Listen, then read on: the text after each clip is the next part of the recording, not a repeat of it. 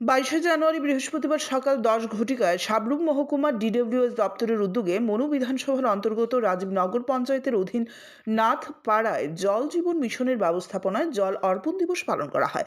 এই উপলক্ষে একটি নতুন পানীয় জল সরবরাহ কেন্দ্রের উদ্বোধন করা হয়। অনুষ্ঠানে উপস্থিত ছিলেন ডিডব্লিউএস এর executive engineer Ritesh Debbarma, SDO Debabrata Tripura সহ দপ্তরের অন্যান্য আধিকারিকরা। প্রধান অতিথি হিসেবে উপস্থিত ছিলেন সাতচাঁদ পঞ্চায়েত সমিতির চেয়ারম্যান প্রভাস লোধ এবং সভাপতির আসন অলঙ্কৃত করেন রাজীবনগর পঞ্চায়েতের প্রধান পঙ্কজ দত্ত। প্রদীপ প্রজ্বলনের মাধ্যমে অনুষ্ঠানের শুভ সূচনা হয়।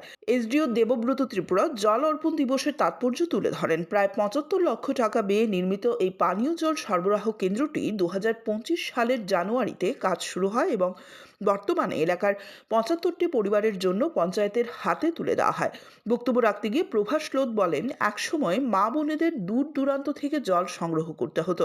বর্তমান সরকার সেই কষ্ট লাঘব করতেই ঘরে ঘরে পানীয় জল পৌঁছে দিচ্ছে। তিনি জল সরবরাহ কেন্দ্রটির রক্ষণাবেক্ষণে সকলের সহযোগিতা কামনা করেন। অনুষ্ঠানের শেষে জল অর্পণ দিবস উপলক্ষে আয়োজিত শিশুদের বসে আঁকো প্রতিযোগিতায় বিজয়ীদের পুরস্কার প্রদান করা হয়।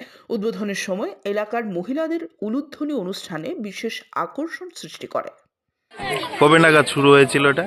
হ্যাঁ, এই প্রজেক্টটা শুরু হয়েছিল এই 2025 জানুয়ারির দিকে। এই প্রজেক্টে প্রায় খরচ হয়েছে 75 লাখ টাকার মতো।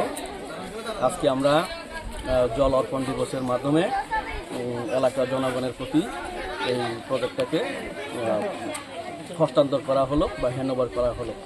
এরকমের প্রজেক্ট আর কি হাতে নিয়েছেন? হ্যাঁ, জল জীবন মিশনের আওতায় অনেকগুলি এরকম প্রজেক্ট হয়েছে। মহকুমাতে আর কয়টা প্রজেক্ট হাতে নিয়েছেন এরকম নতুন? মহকুমাতে এখন অবধি জল জীবন মিশনে আমরা প্রায় 106টার মতো নতুনভাবে করেছি। আচ্ছা, আমরা একটা জিনিস শুনতে পাই, আপনাদের দপ্তরের অধীন পুরনো যেই সমস্ত স্কিমগুলি আছে, এই সমস্ত স্কিমগুলি প্রায়ই অচল থাকে বা অপারেটরের কারণে চালানো হয় না ঠিকভাবে। এই বিষয়ে আপনি কি বলবেন? সাবরুম আমার ডিডব্লিউ সাব ডিভিশনের অধীনে এই ধরনের অচল অবস্থায় মানে নাই বললেও চলে, খুব কমই। এক দুটো অনেক সময় থাকে, প্রবলেম হতেই পারে, কারেন্টের সমস্যা, ট্রান্সফরমার নষ্ট হয়ে যেতে পারে বা অনেক সময় মোটর বার্ন হয়ে যেতে পারে। এগুলি আমরা খবর পাওয়ার সাথে সাথেই আমরা রিপেয়ার করে দেওয়ার চেষ্টা করি এবং করে থাকি।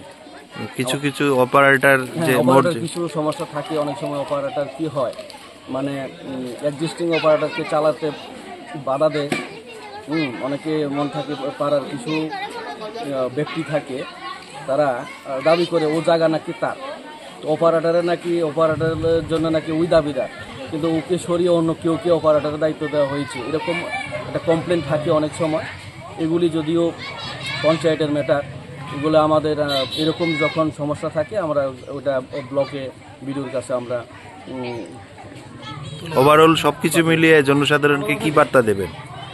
ওভারঅল আমি সব জনসাধারণ করতে একটাই বার্তা থাকবে, এই যে সম্পদ, এটা ওনাদেরই সম্পদ, এটা রক্ষণাবেক্ষণ ওনাদেরকেই করতে হবে। সরকার প্রশাসন ওনাদেরকে সম্পদ বানিয়ে দেওয়া হয়েছে 20 টাকা খরচ করে।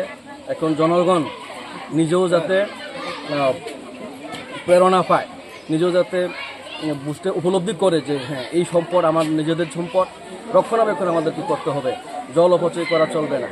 এটাই আমার বার্তা থাকবে। ধন্যবাদ স্যার। ব্যুরো রিপোর্ট, অবিরাম 24x7।